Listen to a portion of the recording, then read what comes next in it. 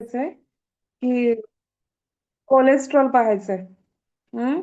तर कोलेस्ट्रॉल मध्ये काय शॉर्ट नोटला येतं ते फक्त एवढाच पॉईंट मला तो म्हणजे फॅट जर आधिक्य झालं स्निग्ध पदार्थांचं तर काय होतं, आणि कोलेस्ट्रॉलची एक शॉर्ट नोट्स किंवा कोलेस्ट्रॉल बद्दल बोलायचं कालच्या ह्याच्यामध्ये राहिलं होतं प्रामुख्याने. तर आता कोलेस्ट्रॉल म्हणजे काय की कसा सबस्टन्स असतो तो तो वॅक्सी म्हणजे एक प्रकारचा मेणासारखा. हा. आणि तो कसा फॅट सबस्टन्स आहे म्हणजे कारण त्याला आपण काय म्हणतो तो, आणि तो पण म्हणजे गरजेचा आहे, इसेन्शियल आहे. तो नाही असं नाही, म्हणजे तो अति झाला तर त्रास होतो, परंतु तो पण आपल्या आयुष्यामध्ये गरजेसाठी आहे. प्रत्येक सेलमध्ये आपल्या बॉडीच्या काय असतं, कोलेस्ट्रॉल सापडतं. हम्म. पण आपण नेहमी त्याला निगेटिव्हली डिस्कस करतो, पॉझिटिव्हली कधीच आपण घेत नाही. ते कशासाठी उपयोगाचा असतो, तो अगदी म्हणजे सेल मेम्ब्रेन बिल्ड करायला मदत करतो, नंतर हार्मोन प्रोड्यूस करायला मदत करतो, डायजेशनला मदत करतो. तर आणि अजून कुठल्या कुठल्या फंक्शन्सला थोडक्यात प्रामुख्याने पहिलं फंक्शन आपण बघितलं तर सेल मेम्ब्रेन तयार करायला मदत करतो. कारण तो काय करतो सेल मेम्ब्रेन मध्ये तर स्ट्रक्चरल कॉम्पोनंट म्हणून ऍक्ट करतो. हं? एक स्ट्रक्चर म्हणजे एखादी गोष्ट बनवण्यासाठी किंवा ती तयार करण्यासाठी त्याचा एखादा महत्वाचा घटक म्हणू शकतो आपण त्याला. आणि प्रत्येक गोष्टीची लिक्विडता किंवा फ्लुइडिटी मेंटेन करायला, त्याची स्टॅबिलिटी मेंटेन करायला सेल मेम्ब्रेनची आपल्याला कोलेस्ट्रॉल काय करतं, मदत करतं. नंतर हार्मोन प्रोड्यूस करायला किंवा हार्मोन प्रिकर्सर म्हणून म्हणजे काय करतं तर तर कुठल्या म्हणजे काही हार्मोनच्या सिंथेसायझिंगला किंवा त्यांच्या प्रोडक्शनला, म्हणजे प्रामुख्याने स्टेरॉइड, एस्ट्रोजन, टेस्टोस्टेरॉन, कॉर्टिसोल ह्या हार्मोनच्या प्रोडक्शनला ते प्रिकर्सर म्हणजे त्यांना एक हेल्पिंग हँड किंवा त्यांना स्टिम्युलेट करायला प्रिकर्सर म्हणून काय करतो तो उपयोगी पडतो. हा. नंतर त्याचा तिसरा उपयोग काय कोलेस्ट्रॉलचा तर विटॅमिन डी सिंथेसिस करायला. हम्म. तर तुमच्या जे काही बॉडीवरती विटॅमिन डी हे आपण काय करतो की उन्हामध्ये बसल्यानंतर आपली बॉडी काय करते, स्किन मधून सनलाईट जो आहे तो तो कोलेस्ट्रॉलच तो विटॅमिन डी मध्ये कन्वर्ट करतो. तर कोलेस्ट्रॉलचं इथं एक महत्व आहे. आणि बाईल प्रोडक्शनला पण कोलेस्ट्रॉल मदत करतं. तर जे लिव्हरमध्ये बाईल सिक्रेशनची ग्लँड आहे तिथं त्याच्या प्रोड्युसिंगसाठी किंवा त्याच्या डायजेशनसाठी किंवा फॅट ॲब्झॉर्ब करण्यासाठी किंवा फॅट फोल्युबल जे विटॅमिन्स आहेत ए डी ई आणि के त्यासाठी सुद्धा आपल्याला काय करतं, कोलेस्ट्रॉल मदत करतं. आता कोलेस्ट्रॉलचे सोर्सेस काय आहेत, आपल्याला कशा कशातून कोलेस्ट्रॉल मिळतं तर प्रामुख्याने इंटरनल किंवा आपण काय म्हणू शकतो आपलं जे लिव्हर आहे ते प्रामुख्याने काय करतं, अप्रॉक्सिमेटली 80% बॉडी कोलेस्ट्रॉल काय करतं प्रामुख्याने बनवतं बेसिक नीडसाठी. आणि बाकी आपण बाहेरून घेतो डाएटमधून 20%. म्हणजे ॲनिमल बेस्ड जे काही फूड आहे ते सगळं प्राणीजन्य जे पदार्थ आहेत ते म्हणजे मांस आलं, अंड आलं, पोल्ट्रीमधले पदार्थ आले, म्हणजे जे काही तुम्ही मटन चिकन खाता ते. त्यानंतर फुल फॅट डेअरी प्रॉडक्ट्स जे आहेत सगळे, हं, ते कोलेस्ट्रॉल म्हणजे त्याच्यामध्ये पण खूप मोठ्या प्रमाणात कोलेस्ट्रॉल असतं. म्हणजे ज्यांच्यामध्ये कोलेस्ट्रॉल जास्त आहे त्या लोकांनी डेअरी प्रॉडक्ट्स आणि शक्यतो फार नॉनव्हेज खाणं कमी केलं पाहिजे थोड्या प्रमाणात. प्लांट्समध्ये अजिबात कोलेस्ट्रॉल नसतं, म्हणजे नसतं, थोड्या प्रमाणात असतं, खूप मोठ्या प्रमाणात नसतं. आता ह्या कोलेस्ट्रॉलचे पण 3 प्रकार आहेत लक्षात घ्या. कोलेस्ट्रॉलचे किती प्रकार आहेत, 3 प्रकार आहेत. पहिलं काय तर लो डेन्सिटी लायपोप्रोटीन, त्याला आपण काय म्हणतो, एलडीएल. आलं का लक्षात. आपण पहिला प्रकार काय बघणार आहोत, लो डेन्सिटी लायपोप्रोटीन, ह्यालाच आपण काय म्हणतो, बॅड कोलेस्ट्रॉल असं म्हणतो.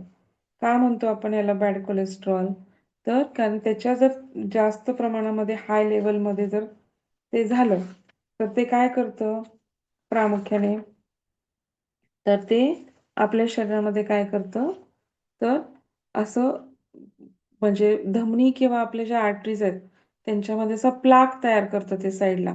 त्याला आपण ॲथेरोस्क्लेरोसिस म्हणतो. हम्म.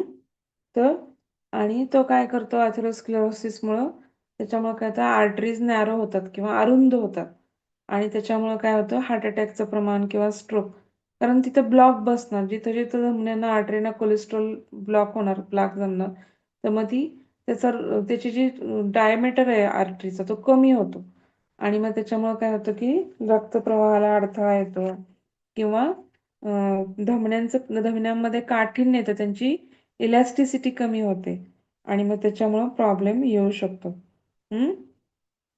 आता ह्याला मराठीमध्ये आपण काय म्हणतो, कमी घनतेचे कोलेस्ट्रॉल म्हणतो आपण. त्याला म्हणतो आपण लो डेन्सिटी लायपोप्रोटीनला मराठीमध्ये काय म्हणतो, कमी घनतेचे कोलेस्ट्रॉल. आणि ते बॅड आहे किंवा खराब आहे, कारण ह्या जास्त प्रमाणात झालं तर रक्तवाहिन्या अरुंद होतात, रक्तवाहिन्याची लवचिकता कमी होते, त्या कठीण बनतात, त्यालाच आपण काय म्हणतो, ॲथेरोस्क्लेरोसिस म्हणतो आणि त्यामुळे हृदयविकार आणि पक्षाघात होण्याची शक्यता खूप मोठ्या प्रमाणामध्ये वाढते. आता आपण दुसरं काय बघणार आहोत प्रकार, की उच्च घनतेचे कोलेस्ट्रॉल, हाय डेन्सिटी लायपोप्रोटीन. आणि ह्याच्यामध्ये काय होतं प्रामुख्याने, तर हे एक प्रकारचं गुड कोलेस्ट्रॉल म्हणून ओळखलं जातं. कारण काय होतं की हे आरोग्याच्या दृष्टीने उपयुक्त असते. त्याच्यामध्ये काय होतं की हे प्रामुख्याने काय होतं की जे काही आहे आपल्याकडे, समजा एक्सेस जर कोलेस्ट्रॉल असेल तर ते ब्रेकडाऊन केलं जातं आणि ते परत लिव्हरमध्ये नेलं जातं आणि रिमूव्ह फ्रॉम द बॉडी किंवा शक्यतो प्रयत्न केला जातो. आणि आता तिसरा प्रकार आहे व्हेरी लो डेन्सिटी लायपोप्रोटीन, VLDL म्हणतो आपण त्याला, ट्रायग्लिसराइड्स म्हणतो. अनादर म्हणजे एकदम बॅड टाईप ऑफ ग्लिसराईड आहे, की हे टिश्यूमध्ये असतं तुमच्या, हे अजिबात चांगलं नाही, हे पण खराब आहे, त्यालाच आपण ट्रायग्लिसराईड, व्हेरी लो डेन्सिटी लायपोप्रोटीन किंवा त्याला अजून आपण ट्रायग्लिसराईड असा दुसरा शब्द पण वापरतो आणि हे पण एकदम बेकार आहे, कारण हे टिश्यूमध्ये असतं तुमच्या, हे पण इतके जास्त प्रमाणात असणं चुकीचं आहे. तर आता नॉर्मल प्रमाण काय लक्षात घ्या, तर टोटल कोलेस्ट्रॉल आयडियली किती असतं, 200 mgच्या खाली असतं. नंतर लो डेन्सिटी किंवा कमी घनतेचे कोलेस्ट्रॉल किती असतं, 100 mg DL पेक्षा ते खाली असतं आणि HDL किती असतं किंवा उच्च घनतेचे कोलेस्ट्रॉल जे चांगलं आहे तर ते साधारणतः 60 mg पर DL असतं. हायर लेवल्स बिलो म्हणजे 40च्या खाली जर माणसांच्यात असेल किंवा 50च्या खालीमध्ये वुमनच्यात असेल तर ते लो कन्सिडर केलं असतं, ते चांगल्या प्रमाणात असेल तर ते आपल्या शरीराला खूप चांगल्या गोष्टीमध्ये मदत करतं.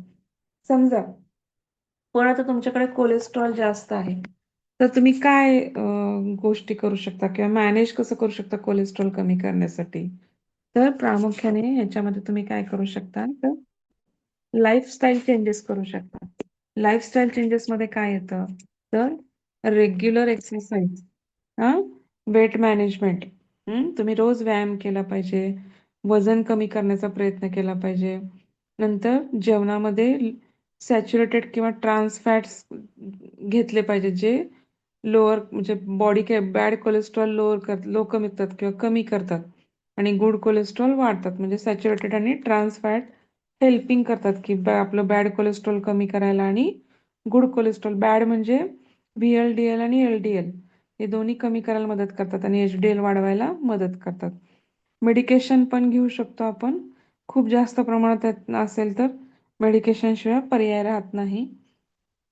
तर मग त्यावेळेस काय करतात डॉक्टर, की आपल्याला कोलेस्ट्रॉलसाठी ड्रग प्रिस्क्राईब करतात.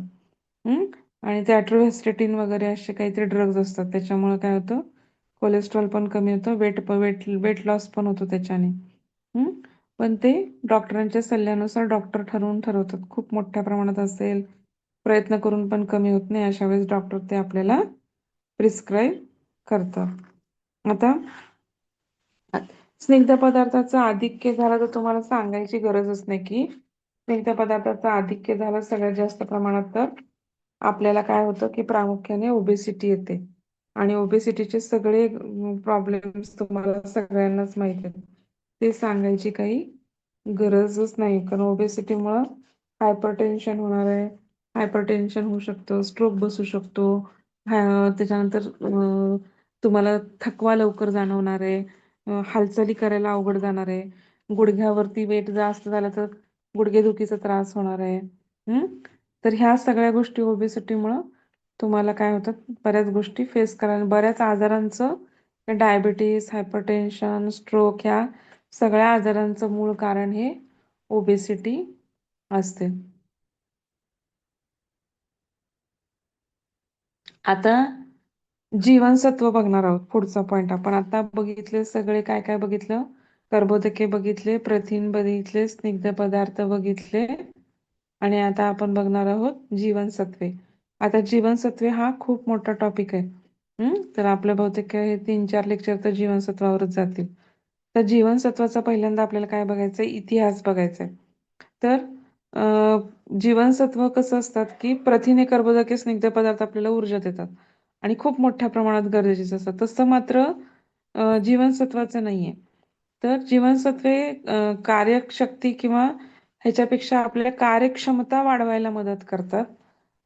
शरीर संरक्षक घटक म्हणून पण उपयोगी होतात आणि प्रामुख्याने सेंद्रिय पदार्थ, एक रासायनिक, कारण पेशीची वाढ होणे, रोगप्रतिकारक शक्ती वाढवणे, रासजन्य विकारांना प्रतिबंध करणे, या सगळ्यांसाठी आपल्याला काय होतो? जीवनसत्वाचा उपयोग होतो. पण आता याचा शोध कसा लागला? तर 1600 सालापासूनच, की 1601 मध्ये जे लॅकेस्टर म्हणून जे शास्त्रज्ञ होता, त्यांना लक्षात आलं की दातातून, म्हणजे आपल्या हिरड्यातून जे रक्त येतं, स्कर्वी आजार होतो, तर तो संत्री आणि लिंबू खाल्ल्यानंतर काय होती? आजाराची लक्षणे कमी होतात. नंतर 1882 मध्ये लक्षात आलं की तांदूळ, गहू यांचा आहार दिल्यास बेरीबेरीची लक्षणांची तीव्रता कमी होते. किंवा मुडदूस जो आपण म्हणतो व्हिटॅमिन डीच्या डेफिशियन्सी, तर त्याला कॉड लिव्हर तेल जर आपण वापरलं तर उपयोगी पडतं, असं 1835 मध्ये ट्राउझी या अभ्यासकाने शोधून काढलं. आणि त्याच्यामुळे काय झालं की, आणि त्यामुळे मग ते 1881 पासून आपण काय केलं झालं की नक्की वाढीमध्ये कुठल्या गोष्टींचा अभाव होतो किंवा काय दिल्यानंतर काय होतं, या गोष्टींचा अभ्यास करण्यासाठी रिसर्च लॅब किंवा उंदरांवरती किंवा प्राण्यांवरती रिसर्च केले गेले. आता ब्रिटिश शास्त्रज्ञ जे जीवरसायन शास्त्रज्ञ होते, F.J. हॉपिंग्स, त्यांनी तर काय केलं की 1906 नंतर आहारशास्त्रामध्ये जीवनसत्वांचा अनुभव आल्यानंतर आहारशास्त्रामध्ये फार मोठा बदल झाला.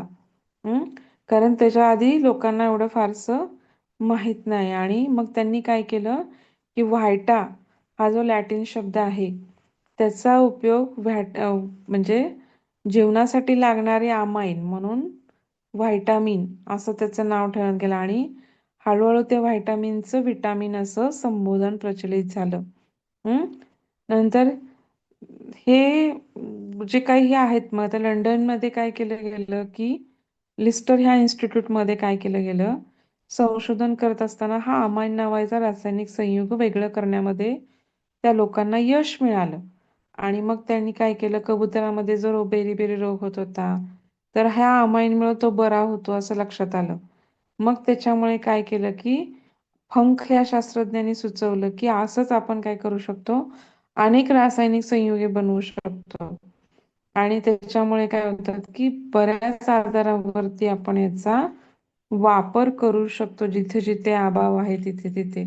असा व्हिटॅमिन्सचा किंवा जीवनसत्वाचा हळूहळू प्रोग्रेस होत गेला. नंतर 1915 मध्ये काय केलं की अमेरिकेचे जे विस्कॉन्सिन विद्यापीठामध्ये काय केलं, E.V. मॅकलमन या शास्त्रज्ञांनी काय केलं की दुधामध्ये शरीराची वाढ होण्यासाठी कोणकोणते घटक संशोधन चालू होतं. म्हणजे कुठं? तर 1915 मध्ये अमेरिकेमध्ये. जे काही विस्कॉन्सिन विद्यापीठ आहे तिथं E.V. वॅकलमन यांनी काय केलं की प्रामुख्याने दुधामध्ये शरीरामध्ये वाढ करणारा कोणता घटक आहे असं संशोधन चालू होतं. मग त्याच्यामध्ये त्यांनी काय केलं, स्निग्ध पदार्थांनी पाणी दुधातलं वेगळं केलं. मग त्यांनी काय केलं की शरीराच्या वाढीसाठी आवश्यक घटक आहे बघण्यासाठी त्यांनी स्निग्ध घटक अ आणि पाणी घटकाला ब घटक असं नाव दिलं. आणि तेथूनच जीवनसत्वाचं स्निग्ध द्राव्य आणि जलद्राव्य असं वर्गीकरण करण्यात आलं. म्हणजे जेव्हा दुधाचं डिवायडेशन केलं की फॅट वेगळं केलं आणि पाणी वेगळं केलं, आणि मग त्यांनी काय केलं, स्निग्ध घटक जो आहे त्याला अ नाव दिलं आणि जो पाणी घटक आहे त्याला ब नाव दिलं. असंच मग नंतर त्यांचं जीवनसत्वांचं वर्गीकरण झालं.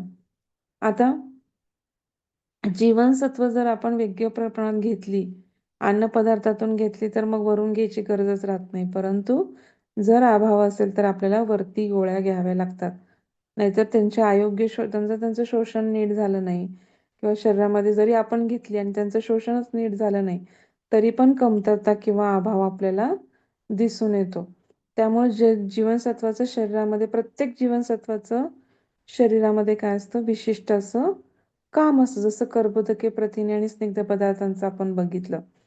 तर काय करतात जीवनसत्व, तर ती रोगांशी लढतात. अगदी थोड्या प्रमाणात लागतात, अगदी मायक्रोग्रॅम मध्ये आपल्याला लागतात. परंतु तेवढ्या ह्याच्यामध्ये पण जर डेफिशियन्सी झाली तर आपल्या बऱ्याच गोष्टींना, एन्झाईम्सला, केमिकल रिॲक्शन्सला, सगळ्यांनाच प्रॉब्लेम येतो. रोग टाळण्यासाठी, रोगप्रतिकारक शक्ती वाढवण्यासाठी सर्वात प्रामुख्याने ह्यांचा उपयोग केला जातो. आता तर अलीकडे प्रयोगशाळेमध्ये ही बरीच जीवनसत्वे केमिकली बनवली जातात. मग त्यांच्या गोळ्या असतात, कॅप्सूल्स असतात, सिरप असतात, इंजेक्शन्स असतात. हं? खूप अल्प प्रमाणात आवश्यकता असते, परंतु त्यामुळे त्यांना मिलीग्रॅम किंवा मायक्रोग्रॅम मध्येच मोजलं जातं. हं? तर आता जीवनसत्व आणि फक्त तेवढं आंतरराष्ट्रीय युनिट, इंटरनॅशनल युनिटमध्ये मोजले जाते. तर आता प्रामुख्याने लक्षात ठेवा, एक इंटरनॅशनल युनिट म्हणजे 0.3 मायक्रोग्रॅम. नंतर प्रत्येक जीवनसत्वासाठी वेगळं दिलंय बरं का. एक इंटरनॅशनल युनिट जर रेटिनॉलसाठी पकडलं तर ते 0.3 मायक्रोग्रॅम असतं. बीटा कॅरोटीनसाठी पकडलं तर एक इंटरनॅशनल युनिटमध्ये 0.6 मायक्रोग्रॅम असतं. आणि इतर जे काय कॅरिनायटाइड्स आहेत तर त्याच्यामध्ये 1 इंटरनॅशनल युनिट म्हणजे 1.2 मायक्रोग्रॅम असतं. हे प्रत्येक त्या रेटिनॉल, बेटा कॅरोटीन आणि कॅरोटीननुसार त्या इंटरनॅशनल युनिटला तेवढं वेगवेगळं प्रमाण पकडलं जातं. तर जीवनसत्व साठी काय असतं, 40 इंटरनॅशनल युनिट म्हणजे 1 मायक्रोग्रॅम जी इतकं जीवनसत्व असतं. म्हणजे थोडक्यात लक्षात घ्या, जर जीवनसत्व मायक्रोग्रॅम मध्ये मोजायची झाली तर 1 milligram is equal to 1000 microgram, 1 gram is equal to 1000 milligram, 1 kilogram is equal to 1000 gram आणि 1 किलोग्रॅम इज इक्वल टू साधारणतः किती, एकक दशक शतक हजार दशक लक्ष दशक 10 लाख मिलीग्रॅम. लक्षात ठेवा, 1 किलोग्रॅम म्हणजे एवढं येणार नाही आपल्याला, परंतु साधारणतः 1 किलोग्रॅम पर्यंत आपल्याला हे कन्व्हर्जन त्यांचं माहीत पाहिजे. तर आता प्रामुख्याने आपण जीवनसत्वाचं क्लासिफिकेशन, इतिहास बघितला. जीवनसत्व म्हणजे काय, शरीराला रोगप्रतिकारक शक्तीसाठी किंवा अगदी कमी प्रमाणात लागणारी जे आवश्यक जीवनसत्वे किंवा घटक आहेत किंवा आवश्यक गोष्टी आहेत, त्या घटकांना किंवा रासायनिक घटकांना आपण काय म्हणतो, जीवनसत्वे म्हणतो. म्हणजे असं पण म्हणू शकतो की नैसर्गिक अन्नपदार्थातील सेंद्रिय घटक जो शरीराच्या कार्यासाठी अगदी अल्प प्रमाणात उपयुक्त आहे, परंतु शरीराची वाढ, पुनरुत्पादन व आरोग्य कायम राखण्यासाठी जो मदत करतो त्याला आपण जीवनसत्व असं म्हणू शकतो. आता लक्षात घ्या, त्याचे 2 प्रकारे वर्गीकरण करणार आहे आपण. एक तर स्निग्ध द्राव्य जीवनसत्वे आणि जलद्राव्य. स्निग्ध द्राव्य जीवनसत्वामध्ये अ, ड, ई आणि के ही 4 जीवनसत्व येतात. जलद्राव्यामध्ये कुठले येतात तर व्हिटॅमिन बी चे सगळे प्रकार, म्हणजे B1 आलं, B2 आलं, B3 आलं, B5 आलं, B6 आलं, B8 आलं, B9 आलं आणि B10 आलं. तुम्हाला आता मी जरा फक्त नावं सांगते, लक्षात घ्या. B1 ला आपण काय म्हणतो, व्हिटॅमिन B1 ला थायमिन म्हणतो. व्हिटॅमिन B2 ला आपण काय म्हणतो, रायबोफ्लोविन म्हणतो. ओके. व्हिटॅमिन B3 ला आपण नियासिन म्हणतो. नंतर व्हिटॅमिन B5 ला आपण पॅन्टॉथेनिक आम्ल म्हणतो. नंतर व्हिटॅमिन B6 ला आपण पायरिडॉक्सिन म्हणतो. नंतर बायोटीन, बायोटीनला आपण काय म्हणतो, B8 ला बायोटीन म्हणतो. B9 ला फॉलिक आम्ल म्हणतो. म्हणजे पुढे शिकताना तर येणारच आहे, पण एक लक्षात ठेवा. आणि B12 म्हणजे काय असतं, सायनोकोबाल्मिन असतं, लक्षात ठेवा. आणि नंतर दुसरं वॉटर सोल्युबल व्हिटॅमिन कोणतं आहे, जीवनसत्व क जे तुम्हाला व्हिटॅमिन सी म्हणून माहिती आहे सगळ्यांना. आणि नंतरचं सगळ्यात हम्म तर हे सगळे जे काय आहेत, ब आणि क वॉटर सोल्युबल आहेत आणि ई डी ई आणि के हे काय आहेत, फॅट सोल्युबल आहेत. हम्म तर आता स्निग्ध द्रव्य जीवनसत्वे आपण सगळ्यात पहिल्यांदा पाहणार आहोत. आता स्निग्ध द्रव्य जीवनसत्वे म्हणजे काय, तर ती फॅट सोल्युबल विटॅमिन. आता ही त्यांचे विशिष्ट गुणधर्म काय आहेत, तर ती सगळ्यांना आता स्निग्ध द्रव्य आहेत म्हणजे ती स्निग्धामध्ये विरघळणार आहेत. ते काय आहेत, फॅट मध्ये विरघळणार आहेत. त्याच्यानंतर काय आहे की समजा सूर्याची किरण किंवा अतिनील, सूर्याची किरण असं म्हणू शकत नाही, सूर्याच्या किरणात जी अतिनील किरणं असतात किंवा प्राणी द्विध्रुवन जी उष्णता दिल्याचं विघटन जे होतं उन्हाने तर किंवा पाण्या उष्णतेने, तर त्यामुळे हळूहळू काय होतं, ती अकार्यक्षम बनतात. हं आणि या जीवनसत्वांना शोषणासाठी काय होतो, पित्तातील क्षार व स्निग्धांची आवश्यकता असते, लक्षात ठेवा. हम्म यांना शोषण होण्यासाठी, कारण जर तुम्ही ह्यांना घेतलं पण ह्यांचं जर ऍब्झॉर्प्शनच नीट नाही झालं, मग त्यांच्या ऍब्झॉर्प्शनासाठी कशाची गरज असते, तर फॅट सोल्युबल किंवा फॅट लागतं आपल्या ह्याच्यामध्ये. आणि दुसरं गोष्ट म्हणजे क्षार, पित्तातील क्षार, जे बाईल किंवा क्षार असतात त्यांना आपण पित्तातील क्षार म्हणतो, तर त्यांना ते लागतं. आणि पित्तातून त्यांचे उत्सर्जन होते व यकृतामध्ये काय होतं, रक्तपुरवठा करणाऱ्या ज्या मोठ्या शिरेमा होतात. आता यकृताला रक्तपुरवठा करणारी जी वेन आहे तिला आपण पोर्टल वेन किंवा पोर्टल वेन म्हणतो. तर तिच्यामध्ये काय होतं की ह्या शिरेमार्फत यांचं शोषण होतं आणि शोषण न झाल्यास त्यांना मलाद्वारे काय होतं, उत्सर्जन होऊन जातं त्यांचं. आता ही जी काही जीवनसत्वे ती थोड्या प्रमाणामध्ये यकृतामध्ये साठवली जातात, लक्षात ठेवा. वॉटर सोल्युबल विटॅमिन साठवली जात नाहीत, परंतु फॅट सोल्युबल विटॅमिन ही यकृतामध्ये थोड्या प्रमाणात संग्रह केले जातात. लिपोप्रोटीन प्रथिने किंवा इतर विशिष्ट प्रथिनाबरोबर ह्या जीवनसत्वांचं काय होतं, वहन होतं शरीरामध्ये. हं? आता पहिलं फॅट सोल्युबल विटॅमिन बघतोय आपण. तर इथंपर्यंत कळलंय ना, काही अडचण नाही ना? हम्म नाही मॅडम. हा. तर पहिलं विटॅमिन आहे जीवनसत्व अ, किंवा आपण त्याला इंग्लिशमध्ये काय म्हणतो, रेटिनॉल. हं आता जीवनसत्वाचे अ चे पण 3 प्रकार आहेत बरं का. A1 A2, A1 आणि A2. तर अ मध्ये काय म्हणतो आपण, जीवनसत्वला आपण रेटिनॉल म्हणतो. आणि तर आता रेटिनॉल आपण पहिल्यांदा पाहू आणि मग नंतर पुढच्या गोष्टी तुम्हाला त्याच्यातले हे सांगते. तर प्रामुख्याने जीवनसत्व जे ए किंवा विटॅमिन आहे, तुम्ही आता बघा 9व्या महिन्यामध्ये जेव्हा मुलांना, लहान मुलांना MMR, मिझल, मम्स आणि रुबेला म्हणजे गोवर, गालफुगी आणि जर्मन गोवर हा लस दिली जाते. त्याच्याबरोबर व्हिटॅमिन एचा पण डोस दिला जातो. हम्म तर व्हिटॅमिन एचे पूर्वी इंजेक्शन यायचे, पण आता टॅबलेट्स देतात. व्हिटॅमिन इंजेक्शन बंद झाल्यानंतर व्हिटॅमिन एच्या च्युएबल टॅबलेट देतात. सकाळी एक, संध्याकाळी एक, 5 दिवस 10 गोळ्या देतात लहान मुलांना. तर आपल्याला सगळी जी काही पिवळी फळं आहेत त्याच्यामधून आपल्याला साधारणतः हे मिळतं. तरी पण आता लक्षात ठेवा, रेटिनॉलचा सगळ्यात उपयोग महत्वाचा काय, तर चांगली दृष्टी होण्यासाठी याचा उपयोग होतो. स्निग्ध गटातील सर्वप्रथम शोध लागलेले जीवनसत्व म्हणजे जीवनसत्व अ आहे. त्याचा शोध कोणी लावला, तर 1913 मध्ये मॅडे मॅडेल व असबर्न, लक्षात घ्या, 2 शास्त्रज्ञांनी 1913 मध्ये ह्याचा शोध लावला. आणि अभ्यासावरून असे स्पष्ट झालं की काय होतं की ज्या पक्ष्यांना जर स्निग्धविरहित आहार दिला तर त्यांना डोळ्याचे विकार होतात. कारण का, तर हे फॅट सोल्युबल आहे आणि जर त्यांना फॅटच दिलं नाही तर हा ऍब्झॉर्ब नाही होणार, त्यामुळे त्यांना विकार होतात. जर लोणी दिलेला त्या पदार्थांना लोकांना, तर काय होतं की आपोआपच त्यांच्या डोळ्याचे म्हणजे डोळ्याच्या विकारामध्ये सुधारणा झालेली त्यांना दिसून आली.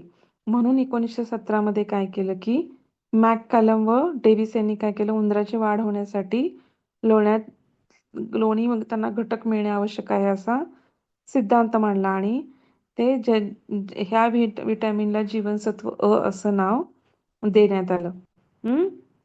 आता प्रामुख्याने आता लक्षात घ्या की हे जे काही रेटिनॉल आहे, तर त्या रेटिनॉलमध्ये काय झालं की कॅरोटेनॉइड्स असतात. म्हणजे काय असतात, कॅरोटीन. आता गाजरमध्ये कॅरोटीन नावाचं रंगद्रव्य असतं किंवा पिवळ्या भाज्या, सगळ्या पिवळे पदार्थ, पिवळे फळं, त्याच्यामध्ये काय असतं की प्रामुख्याने हे कॅरोटीन असतं. आणि हे जर कॅरोटीन जर दिलं तर काय लक्षात आलं की मुंद्रांच्यावरती प्रयोग केला गेला. जर हे कॅरोटीन दिलं तर त्यांना जीवनसत्व चा अभाव होत नाही हे त्यांना लक्षात आलं. आणि त्यामुळे काय झालं की कॅरोटीन हा अ घटक विटॅमिनचा काय आहे, प्रामुख्याने सोर्स आहे असं म्हणू शकतो. आणि गाजरामध्ये हे सगळ्यात जास्त प्रमाणात आढळतं. म्हणजे आता गाजराला कॅरेट नाव आहे, मग गाजरामध्ये जास्त आढळतं म्हणून त्याला कॅरोटीन असं नाव देण्यात आलं. आणि पिवळ्या व नारंगी रंगाच्या जेवढी काही फळं आणि भाज्या आहेत त्या सगळ्यांमध्ये काय असतं, कॅरोटीन नावाचं द्रव्य असतं. आणि कॅरोटीन हे आपण घेतल्यानंतर यकृतामध्ये किंवा लहान आतड्यामध्ये त्याचं जीवनसत्व अ मध्ये रूपांतर होतं.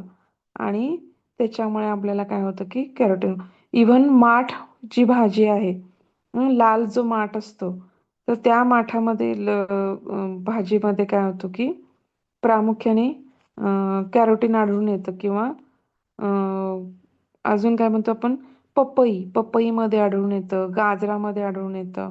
हम्म नंतर लक्षात घ्या की 8 मिलीग्रॅम जर आपण कॅरोटीन घेतलं, सॉरी 8 मायक्रोग्रॅम कॅरोटीन घेतलं, तर त्याच्यामधून आपल्याला फक्त 1 मायक्रोग्रॅम इतकं जीवनसत्व अ मिळतं. म्हणजे जेव्हा तुम्ही 8 मायक्रोग्रॅम कॅरोटीन किंवा गाजरामधून, म्हणजे सॉरी पपईतनं, संत्रीमध्ये पण पिवळी, किंवा आंब्यामधनं, तर ह्या पिवळ्या पिवळ्या सगळ्या पदार्थांमधनं किंवा आपण घेतलं तर त्याच्यामध्ये काय होतं की आपल्याला 1 मायक्रोग्रॅम इतकंच जीवनसत्व अ मिळतं. आता ह्या कॅरोटीनचे पण 3 प्रकार आहेत बरं का. अल्फा, बीटा, गेमा कॅरोटीन. लक्षात ठेवा नुसतं नाव, म्हणजे ते काही त्याच्यावरती काही वेगळं विचारत नाही, पण कॅरोटीनचे पण 3 प्रकार आहेत, अल्फा, बीटा आणि गॅमा. आणि तिन्ही पण मदत करतात, लक्षात ठेवा, जीवनसत्व. हम्म मॅडम हम्म मॅडम ते 8 मायक्रोग्रॅम तुम्ही म्हणालात ना कॅरोटीन, म्हणजे साधारण एक आंबा असं म्हणता येईल का? एक आंबा असं म्हणता येत नाहीये. तर प्रत्येक आता किती याच्यामध्ये किती आहे ते 100. आता हे पुढचं जे प्रमाण येणार ते मी तुम्हाला जेव्हा चार्ट सांगणार तेव्हा ते 100 मिलीग्रॅम मध्ये येणार. 100 मिलीग्रॅम जर मी आंबा घेतला तर त्याच्यामध्ये किती मायक्रोग्रॅम असेल कॅरोटीन, तर तुम्हाला हे आता पुढच्या ह्याच्यामध्ये चार्ट येईल त्याचा. हम्म त्या चार्ट नुसार तुमच्या लक्षात येईल की एक आंबा असं नाही म्हणू शकत आपण. तर 100 मिलीग्रॅम हे साधारणतः आयडियल प्रमाण. कारण तुम्ही कुठल्या पण वस्तू बाहेरून आणला तर बघा, तर 100 ह्याच्यामध्ये एवढं एवढं मिळतं, किंवा 100 मिलीग्रॅम मध्ये एवढं एवढं प्रोटीन आहे असं येतं ते. लक्षात आलं का तुम्हाला? आता साधारणतः मी तुम्हाला सांगू शकते की 100 ग्रॅम आपण जर गाजर घेतलं तर त्याच्यामध्ये 1890 मायक्रोग्रॅम इतकं कॅरोटीन असतं. लक्षात घ्या. हं 100 ग्रॅम जर आंबा घेतला तर त्याच्यामध्ये 2743 मायक्रोग्रॅम इतकं कॅरोटीन असतं. 100 ग्रॅम संत्री घेतली तर 1104 मायक्रोग्रॅम इतकं कॅरोटीन असतं. हम्म पपई घेतली तर 666 मायक्रोग्रॅम असतं, लक्षात ठेवा. आणि लाल टोमॅटो घेतला तर आपण 352 मायक्रोग्रॅम. पपईमध्ये जर्दाळू जर घेतले तुम्ही, जर्दाळू जे खाता ते 2166. सगळ्यात जास्त कॅरोटीन आळू किंवा आपण चमकुरा जे म्हणतो त्याच्यामध्ये 12,000 मायक्रोग्रॅम. शेवग्याच्या पानामध्ये, आपण शेवग्याची जी पानं काय ते मोरिंगा पावडर म्हणून आता सध्या वापरतात सगळं, मोरिंगा मोरिंगा, तर 6,780 मायक्रोग्रॅम इतकं विटॅमिन किंवा कॅरोटीन असतं.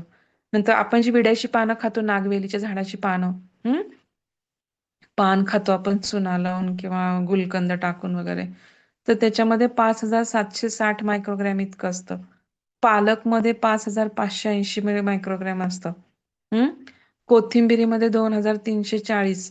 चंदन बटवा भाजीमध्ये 1,740.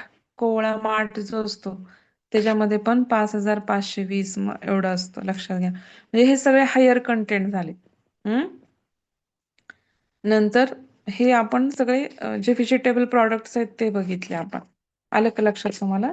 तर हे तुम्हाला म्हणजे आपण 100 आयडियल प्रमाण इंटरनॅशनली त्यांनी असं साधारणतः 100 मिलीग्राम. इव्हन तुम्ही कंटेंट मध्ये बघितलं तर 100 मिलीग्राम कंटेंट दिस प्रोडक्शन दिस असं ते खाली त्याच्यामध्ये कंटेंट लिहिले असतात, ते 100 याच्यामध्येच लिहिलेले असतात साधारणतः. चुना आता किती असतं मॅडम? जीवन व्हिटॅमिन ए असतं का? कशामध्ये खायचा काय चुना. विचारलं तुम्ही मला? खायचा चुना. खायच्या चुन्यामध्ये विटॅमिन डी जास्त असतं. खायची अच्छा अच्छा. पानं जी असतात ना नागलेलीची, त्याच्यामध्ये विटॅमिन ए जास्त प्रमाणात असतं. 5560 अच्छा मायक्रोग्राम अच्छा. काहीतरी असतं. हम्म. तर आता जीवनसत्व चे जे प्रकार आहेत त्याच्यामध्ये दोन प्रकार आहेत, एक अ1 आणि एक अ2. मग आता जे काही आपण अ1 आहे ते साधारणतः कशा कशामध्ये असतं, तर सस्तन पाण्यांची यकृत, जे नॉनव्हेज खातात लोक, खाऱ्या पाण्यातील जे मासे असतात त्यांच्या यकृतामध्ये, अंडी किंवा लोणी, ह्याच्यामध्ये जे काय असतं ते जीवनसत्व अ1 त्याच्यामध्ये असतं. किंवा शुद्ध पाण्यातील, गोड्या पाण्यातील माशांच्या यकृतामध्ये, वनस्पती पदार्थामध्ये पण थोड्याफार प्रमाणामध्ये म्हणजे पण हे सगळं प्राणीज पदार्थामध्ये अ1 असतं आणि अ2 असतं ते प्रामुख्याने वनस्पतीज पदार्थामध्ये असतं. तर त्याची जी काही अ2 ची जैविक कार्यक्षमता आहे ती अ च्या 30% असते. थोडक्यात लक्षात घ्या की जे विटॅमिन आहे त्याच्यामध्ये जे दोन प्रकार केले त्यामध्ये अ2 ची जैविक क्षमता ही फक्त 30% असते. तर आता गुणधर्म बघायचेत आपल्याला जीवनसत्व अ चे. हे स्निग्ध पदार्थांमध्येच विरघळतं. नंतर हे पण कार्बन, हायड्रोजन आणि ऑक्सिजन या घटकांपासून बनलेले आहे. नैसर्गिक स्वरूपात फक्त प्राण्यांमध्ये आढळतं, लक्षात घ्या. हम्म तसेच प्रयोगशाळेत कृत्रिमरित्या किंवा रासायनिक पद्धतीने तयार केलं जातं. हा पिवळसर रंगाचा एक प्रकारचा रवाळ पदार्थ आहे जीवनसत्व म्हणजे. हम्म आम्ल किंवा अल्कलीचा ह्याच्यावरती परिणाम होत नाही.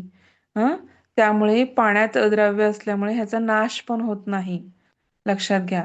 उष्णतेने मात्र ह्याचा नाश होऊ शकतो. शिजवताना झाकण ठेवून प्रत्येक पदार्थ शिजवला तर त्याचे नाश होण्याचं प्रमाण कमी होतं. नंतर सूर्यप्रकाशाच्या संपर्कात आल्यावर सुद्धा विटॅमिन चा नाश होतो, म्हणून हे अंबर रंगाच्या बाटलीत किंवा करड्या रंगाच्या बाटलीमध्ये शक्यतो ठेवलं जातं. तर फक्त हवा आणि उष्णतेचा म्हणजे सूर्यप्रकाशाचा आणि उष्णतेचा ह्याच्यावरती परिणाम होतोय, लक्षात ठेवा. आता जीवनसत्व अ ची कार्य काय आहेत लक्षात घ्या. तर जीवनसत्व अ चं कोणाला सांगता येईल का कार्य काय? तुम्हाला कोणाला फार थोडंफार माहिती असेल बेसिक तर. हम्म अं, अं, डोळे. हा, डोळ्याचे कार्य डोळ्यांचा होण्यासाठी. हा म्हणजे डोळ्याचं रक्तांधळेपणा कमी होतो असं काही. कमी होतो. Very good. हा, तर लहान प्रामुख्याने मुलांच्या वाढीसाठी पण चांगलं आहे मॅडम. चांगलं. हा, तर लहान विटॅमिन मुलांच्या. जीवनसत्वाचं प्रामुख्याने याचं कार्य काय, दृष्टी सातत्य टिकवणे. म्हणजे आपल्या काही जीवनसत्वाचा फार मोठ्या प्रमाणात महत्वाची भूमिका असतो. कारण जे काही रेटिनॉल आहे हा घटक, तो आपल्या जे डोळ्यातील रंगद्रव्य आहेत किंवा आपण रोडोप्सिन म्हणतो ते रंगद्रव्यातील रोडोप्सिन चा महत्वाचा भाग आपण काय हे रेटिनॉल काय करतात ते दिसण्याच्या प्रक्रियेमध्ये त्याच्यामध्ये आता समजा हा खूप मोठा लाईट आहे, मला सगळं दिसते, पण थोडासा मंद प्रकाश आहे, तर मला हा काही जो रॉडॉप्सिन किंवा रॉडचा भाग आहे तो मला काय करतो की जेव्हा मंद प्रकाश आहे तेव्हा पण मला काय करतो की हा थोडासा मंद प्रकाश त्या रॉडॉप्सिनवर पडतो आणि त्याचं विघटन होऊन काय होतं, ऑप्सिन नावाची प्रथिने तयार होतात आणि त्यामुळं काय होतं की अंधारात दिसण्यासाठी ह्या ऑप्सिनचा काय होतो प्रामुख्याने उपयोग होतो. आणि त्याच्यामुळं काय होतं की हे ऑप्सिन कोण तयार करतं, तर रोडोप्सिन तयार करतं आणि ह्याला मदत कोण करतं, तर रेटिनॉल मदत करतं.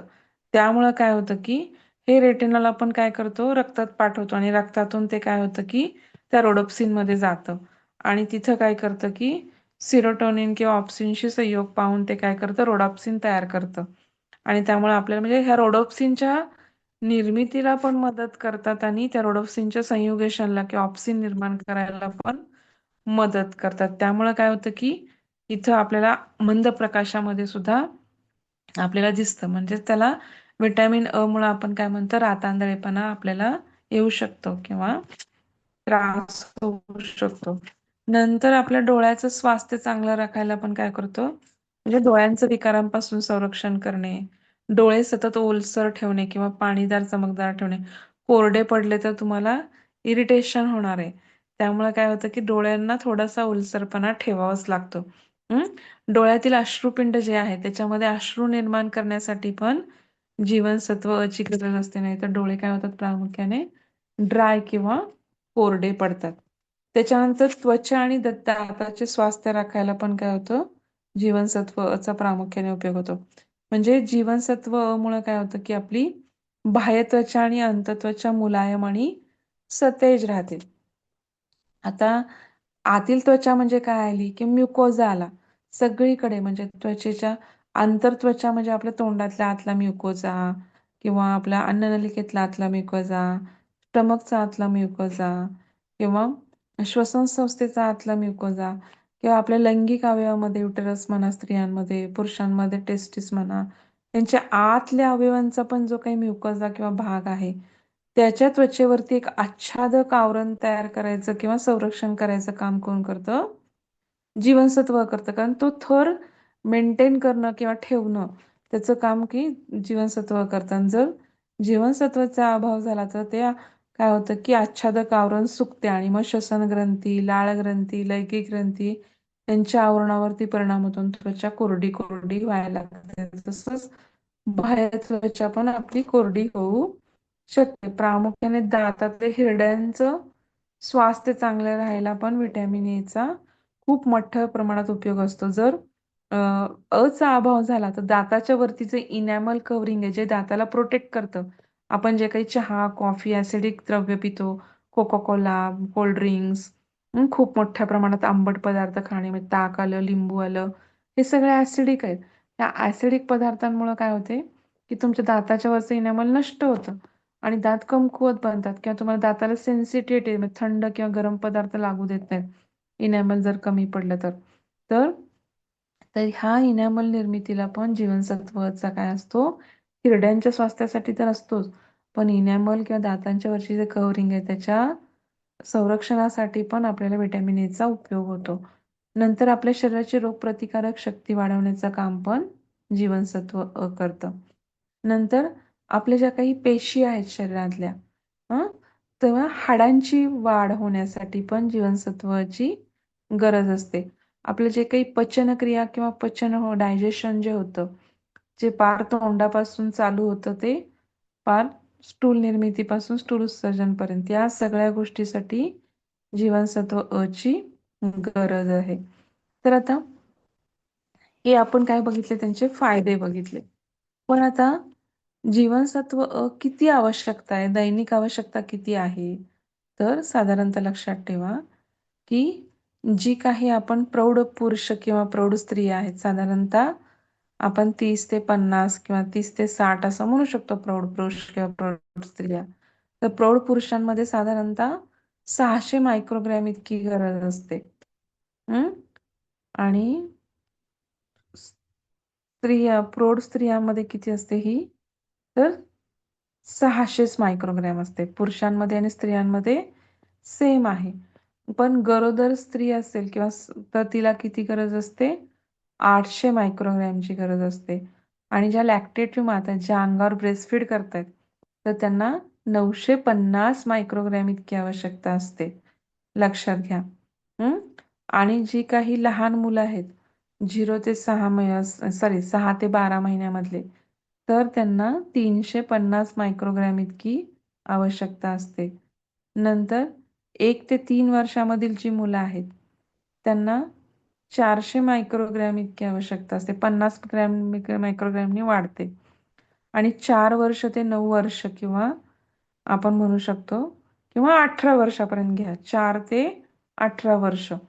तर तोपर्यंत 600 मायक्रोग्रॅम इतकी जीवनसत्व म्हणजे थोडक्यात प्रौढ पुरुष, प्रौढ स्त्रिया आणि साधारणतः वयाच्या 4थ्या वर्षापासून ते 18व्या वर्षापर्यंत या सगळ्यांना 600 मायक्रोग्रॅमची असते. फक्त कुठं चेंज होतंय तर स्त्री स्तनदा मातामध्ये 800 आणि 950 आणि लहान मुलामध्ये 6 ते 12 महिन्यामध्ये 350 या 3च ठिकाणी चेंज होतं आणि 1 ते 3 वर्षामध्ये 400 या 4 ठिकाणी चेंज होते. नाहीतर बाकी प्रौढ स्त्री, प्रौढ पुरुष 4 ते 18 वर्षाची मुले ह्या सगळ्यांमध्ये 600 मायक्रोग्रॅम इतकी आवश्यकता असते. हम्म? तर आता हे आपण बघितलं की आता लक्षात घ्या, मी तुम्हाला म्हणलं ना की कॅरोटीनचं कन्व्हर्जन करताना की बाबा 8 मायक्रोग्रॅम जर कॅरोटीन घेतलं आपण तर ते 1 मायक्रोग्रॅम व्हिटॅमिन ए तयार करतं. ओके. तर मग आता आपल्याला लक्षात घ्या की मग आपण हे फक्त रेटिनॉल किती गरज आहे पाहिली. मग आपण रेटिनॉल तर शरीरात तयार होतंय. आपल्याला बाहेरून काय घ्यायचंय तर कॅरोटीन घ्यायचंय. बीटा कॅरोटीन म्हणू शकतो किंवा कॅरोटीन म्हणू शकतो आपण त्याला. तर प्रौढ पुरुषांना किंवा स्त्रियांना 4800 मायक्रोग्रॅम इतकं कॅरोटीन घ्यावं लागतं. तेव्हा त्याचं कन्व्हर्जन 600 मायक्रोग्रॅम रेटिनॉलमध्ये होतं. आलं का लक्षात? हं? त्याच्यानंतर प्रामुख्याने अजून काय तर गरोदर स्त्रिया किंवा स्तनदा मातांना आपल्याला जर 800 आणि 950 मायक्रोग्रॅम रेटिनॉल पाहिजे तर आपल्याला अनुक्रमे गरोदर स्त्रियांना 6400 मायक्रोग्रॅम इतकं कॅरोटीन किंवा बीटा कॅरोटीन लागतं आणि स्तनदा मातामध्ये 7600 मायक्रोग्रॅम इतकं बीटा कॅरोटीन लागतं. आणि ही जी काही आपण 4 ते 18 वर्षापर्यंतची मुलं बघितली तर त्यांना पण 4800 इतकं बीटा कॅरोटीन लागतं जे आपण प्रौढ स्त्री आणि पुरुषामध्ये. शिशूमध्ये मात्र जे साधारण 6 ते 12 आहेत त्यांना 2800 किंवा 3200 इतकं बीटा कॅरोटीन घ्यावं लागतं आपल्याला. हा. मग आता घ्यायचं कशातून, त्याच्या प्राप्तीची साधनं काय आहेत हे पण पाहावं लागेल आपल्याला. तर प्रामुख्याने विटॅमिन अ कशा कशातून मिळतं तर प्रामुख्याने पूर्ण घटक जे असतो तो मासे, अंडी, माशाचे तेल, शेळीचे यकृत, दूध ह्यात जीवनसत्व अ असते. हिरव्या पालेभाज्यांमध्ये आणि पिवळ्या आणि नारंगी रंगाच्या भाज्या जेवढ्या काही पिवळ्या किंवा नारंगी रंगाच्या भाज्या आहेत त्याच्यामध्ये आपल्याला किंवा फळे आहेत त्याच्यामध्ये आपल्याला काय होतं कॅरोटीन जास्त प्रमाणामध्ये मिळतं. मी तुम्हाला आता मगाशी सांगितलं, परत रिपीट नाही करत, की आळूमध्ये, शेवग्याच्या पानामध्ये, विड्याच्या पानामध्ये, पालकमध्ये, मुळ्याच्या पानांमध्ये, कोथिंबिरीमध्ये, चंदन बटव्यामध्ये, माठामध्ये, गाजरमध्ये, आंब्यामध्ये, जर्दाळू, पपई, टोमॅटो, तूर, मसूर, सोयाबीन, हरभरा, इव्हन आपण तो लाल भोपळा, काशी भोपळा खातो ना, त्याच्यामध्ये पण 720 इतकं मायक्रोग्रॅम इतकं कॅरोटीन असतं. कांद्याची पात, ढोबळी मिरची आणि शेवग्याच्या शेंगा. सगळ्यात कमी शेवग्याच्या शेंगामध्ये 100 असतं, ढोबळी मिरचीमध्ये 427 आणि कांद्याच्या पातीमध्ये 395 इतकं. आता हे सगळे आपण व्हेजिटेबल बघितले, परंतु प्राणीज पदार्थामध्ये शेळीच्या यकृतामध्ये साधारणतः 6690 इतकं जीवनसत्व किंवा मायक्रोग्राम मध्ये असतं. नंतर संपूर्ण दूध पावडर आपण जी मिल्क पावडर बघतो तिच्यामध्ये 420 असतं. म्हशीच्या दुधामध्ये 48 असतं मायक्रोग्रॅम. लोण्यामध्ये सगळ्यात जास्त 960 मायक्रोग्रॅम इतकं असतं.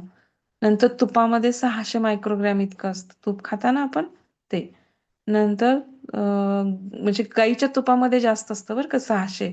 म्हशीच्या तुपामध्ये फक्त 270 असतं आणि गाईच्या तुपामध्ये 600 असतं. त्याच्यानंतर मायक्रोग्रॅम मध्ये आहे बरं का, हे मी आकडे सांगते ते सगळे मायक्रोग्रॅम मध्ये. आणि अंड्यामध्ये 420 मायक्रोग्रॅम आणि खव्यामध्ये 149 इतकं असतं विटॅमिन अ. तर आता हे आपण कशा कशातून मिळणार आहे, कशा कशामध्ये 100 ग्रॅम मध्ये बघितलं हे सगळं प्रमाण आपण. आता जीवनसत्व जर अ चा अभाव झाला तर काय होतं, जर पुरेशा प्रमाणात मिळालं नाही तर काय होणार आहे, तर प्रामुख्याने डोळे, त्वचा आणि दातावरती याचा खूप मोठा परिणाम होतो. नाईट नंतर ब्लाइंडनेस. डोळ्यामध्ये काय होतं, हा काही विचारलं कसं? नाईट ब्लाइंडनेस ना, रातआंधळेपणा.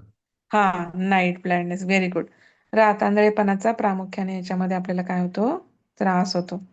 मग आता ह्याच्यामध्ये काय होतं तर आपली रात्रीची नजर अंधुक होते.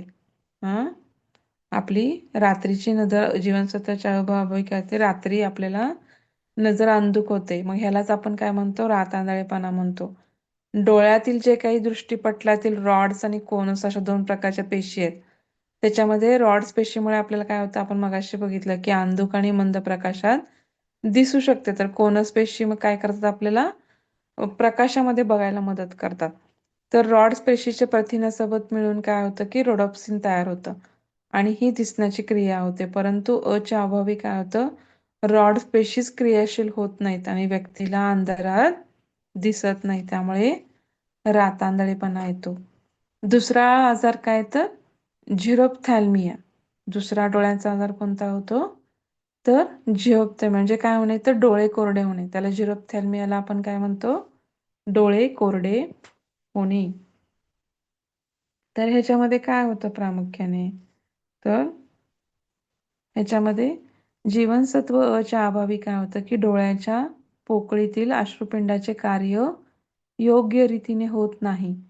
त्यातून स्त्राव योग्य प्रमाणात स्रवत नाही. त्यामुळे डोळ्याचे पारदर्शी पटल काय होतं कोरडं होतं एकदम.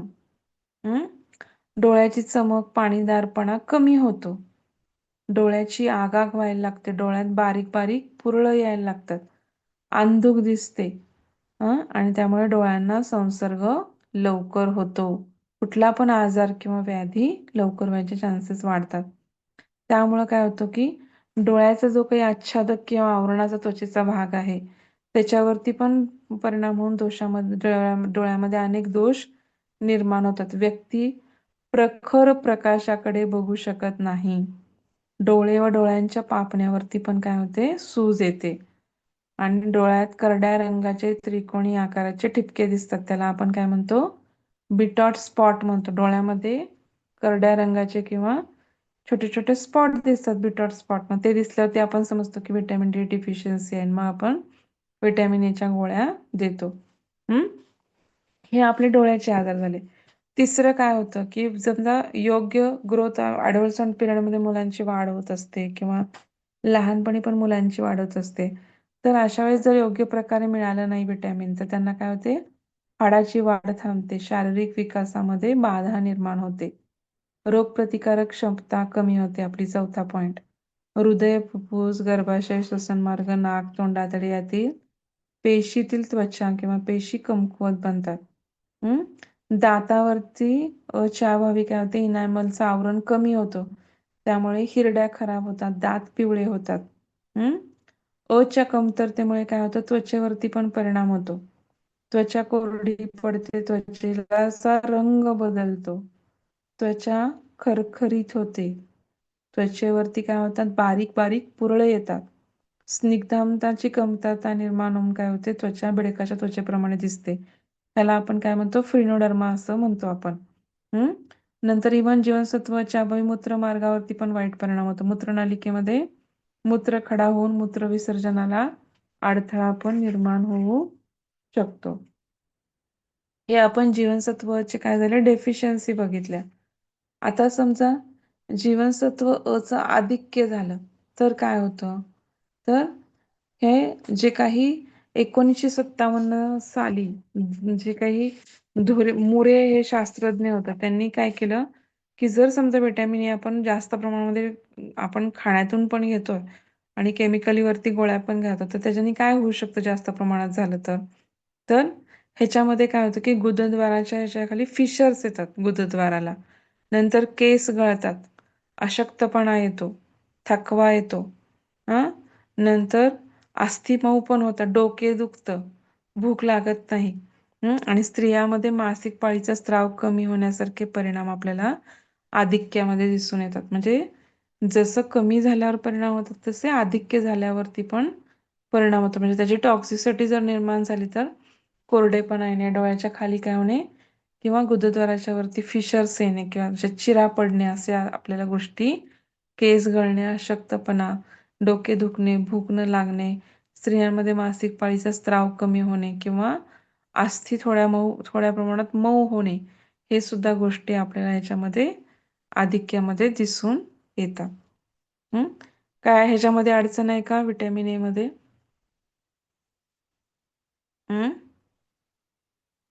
नाही मॅडम मॅडम. ते व्हिटॅमिन च्या गोळ्या वगैरे घ्यायला आपण म्हणजे डॉक्टर वगैरे देतात ना, मग त्या किती काळ घ्यावे लागतात? म्हणजे एकदा घेतलं की परत त्याची कमतरता भासत नाही किंवा मग आपण ते खाण्यातून आता म्हटलं की आपण वेगवेगळे जे आता जे सोर्सेस सांगितले खाण्याचे त्यातून घेतलं की तेवढं इनफ असतं की परत गोळ्या घेतल्यानंतर परत काही दिवसांनी त्या गोळ्या घ्याव्या लागतात व्हिटॅमिन एच्या वगैरे. नाही नाही, जर तुम्ही जेवणातून विविध पकडून तुम्ही जर घेत असाल की बाबा पपई खाताय तुम्ही किंवा आंबा, सीझनल फळं तुम्ही खाताय किंवा तुम्ही आता पालेभाज्या खाताय, पालक खाताय किंवा इव्हन आता ह्याच्यामध्ये पण आहे शेवग्याचे पानं किंवा शेवग्याच्या शेंगा, शेंगामध्ये कमी आहे, पानामध्ये जास्त प्रमाणात, किंवा आळूच्या वड्या खाताय तुम्ही, मग ह्याच्यामधून खूप मोठ्या प्रमाणात मिळतंय आपल्याला. परंतु जर त्याच्यावरती तुम्ही आता तेल, आळूची पानं करताना तेल असतं, म्हणजे ते एक प्रकारचं फॅट झालं, म्हणजे ते ॲब्झॉर्प्शनला मदत करतं. आणि थोड्या प्रमाणात व्हिटॅमिन ए लिव्हरमध्ये स्टोअर पण होतं. त्यामुळे त्याची डिफिशियन्सी होण्याची शक्यता तशी कमी असते. जरी डिफिशियन्सी झाली तर लिव्हरमध्ये थोडं साठवलं जातं, त्यामुळे ते तिथून वापरलं जातं.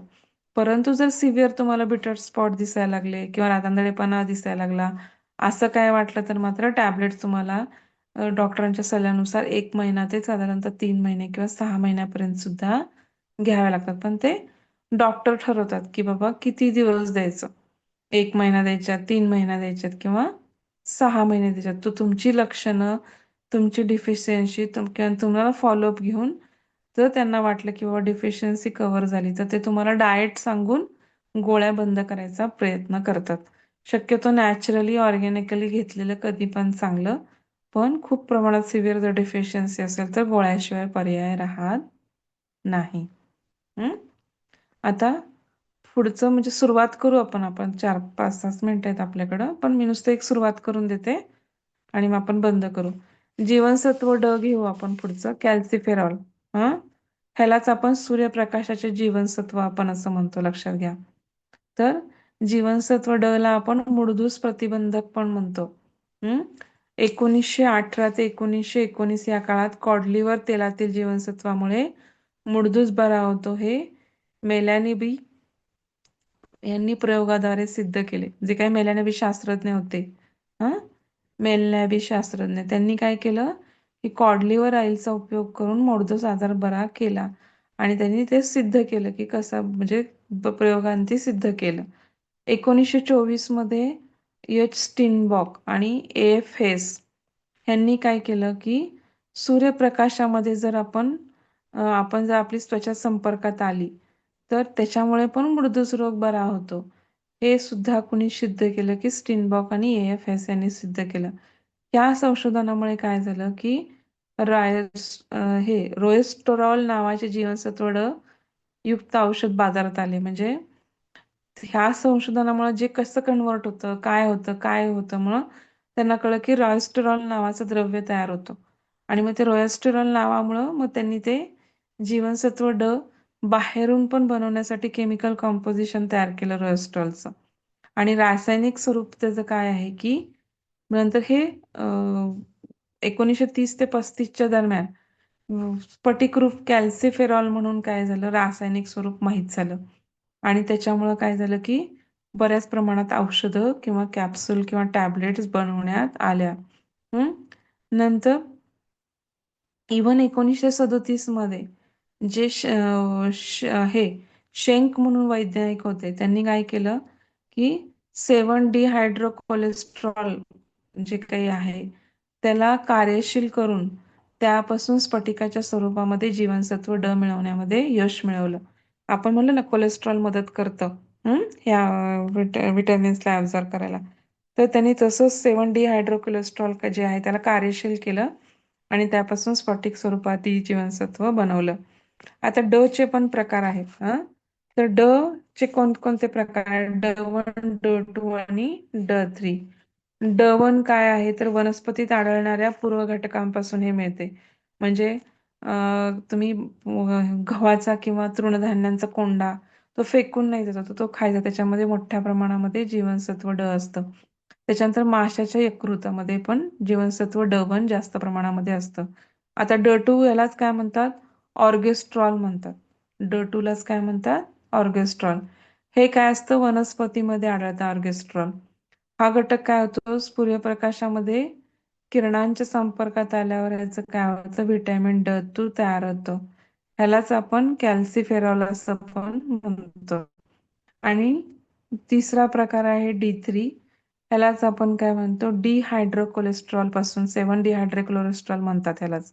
हा घटक काय होतो? जी चा पूर्व घटक आहे, जो शरीराच्या त्वचेखाली असतो. शरीरावरती जेव्हा सूर्याची किरणं पडतात तेव्हा चरबीच्या थरामध्ये जीवनसत्व D3 तयार होते. D3 लागतं पण महत्वाचं असतं.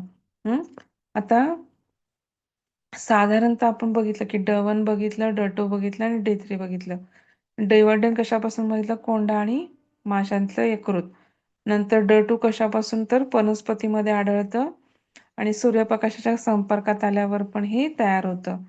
यालाच आपण कॅल्सिफेरॉल म्हणतो. आणि जीवनसत्व डी याला C1D कोलेस्ट्रॉल म्हणतात. D3 लाच आपण काय म्हणतो? 7D हायड्रोकोलेस्ट्रॉल. 7D हायड्रोकोलेस्ट्रॉल. आणि हे चं पूर्व घटक आहे. आणि त्याच्यामध्ये काय होतं? त्वचेखाली असतो आणि जेव्हा सूर्याची सूर्यकिरणं ह्याच्यावरती पडतात तेव्हा दोन्ही एकत्र येऊन सूर्यकिरणं डिहायड्रोकोलेस्ट्रॉलशी संयोग पावतात आणि त्याच्यामधून चरबीमध्ये व्हिटॅमिन D3 ची निर्मिती होते. आता ह्याचे गुणधर्म बघायचे आहेत. हेच तसंच परत कार्बन, हायड्रोजन आणि ऑक्सिजन पासून बनवलेलं असतं. स्निग्ध पदार्थांमध्येच विरघळतं. पाण्यामध्ये अविद्राव्य आहे, त्यामुळे व्हिटॅमिन D3 बाहेरून घेताना पण दुधाबरोबर किंवा तुपाबरोबर घेऊ शकता तुम्ही. जीवनसत्व पांढरे रवाळदार असून वासहीन असते आणि ह्याच्यामध्ये पण काय होतं? आम्ल आणि अल्कली यांचा किंवा प्राणिजीव जीवनाचा काहीही परिणाम होत नाही याच्यावरती. आलं का लक्षात? आता जीवनसत्व ची कार्य काय आहेत? तर जीवनसत्व काय करतं? कॅल्शियम आणि फॉस्फरसच्या शोषणाला मदत करतं. जे काही कॅल्शियम किंवा फॉस्फरस आहे त्याच्या शोषणाला काय करतं? व्हिटॅमिन D मदत करतं जीवनसत्व. तसंच काय करतं? हे जे काही हाडाचं कॉम्बिनेशन काय असतं? कॅल्शियम आणि फॉस्फरसचं कॉम्बिनेशन असतं. तर मग हाडे आणि दातामध्ये ह्या घटकांना एकत्र करण्याचं काम पण कोण करतं? जीवनसत्व D करतं. जर समजा जीवनसत्व D ची कमतरता असेल तर आपल्या लघवीमधून कॅल्शियम आणि फॉस्फरस काय होतं? मूत्राद्वारे उत्सर्जित होतं. लक्षात घ्या, जीवनसत्व D ची कमतरता असेल तर.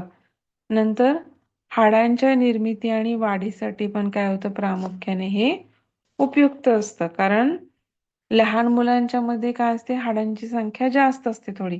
मग ह्याच्यामध्ये लहान मुलांमध्ये कॅल्शियम आणि फॉस्फेटचं प्रमाण वाढेल तसं त्यांची हाडे एकत्र म्हणजे मोठी मोठी होत जातात. मग ह्या ऑक्सिफिकेशन ऑफ बोन्सला पण काय करतं? सगळं जीवनसत्व D ची गरज असते. कारण दोन्ही ह्याच्यामध्ये जागा असते आणि ते ऑक्सिफिकेशन भरून यायला किंवा तिथली हाईट वाढून त्यांची जागा भरून यायला व्हिटॅमिन D ची खूप मोठ्या प्रमाणामध्ये आवश्यकता असते. कॅल्शियम आणि फॉस्फरस या गोष्टींचं रक्तातलं नियंत्रण ठेवण्यासाठी पण व्हिटॅमिन D ची गरज असते. कॅल्शियमची धारणशक्ती वाढवण्याचं अप्रत्यक्षरित्या काम कोण करतं? व्हिटॅमिन D करतं. म्हणजे जर व्हिटॅमिन D असेल तरच कॅल्शियम योग्य प्रमाणामध्ये ऍब्झॉर्ब होतं किंवा धारण होतं. नंतर कॅल्शियम ऍब्झॉर्ब झालं की ते फॉस्फरसच्या शोषणाला पण मदत करतं. म्हणजे इनडायरेक्टली फॉस्फरससाठी पण ते मदत करतं. नंतर पॅराथायरॉइड ग्रंथीवरती नियंत्रण ठेवण्याचं काम पण कोण करतं? जीवनसत्व D करतं.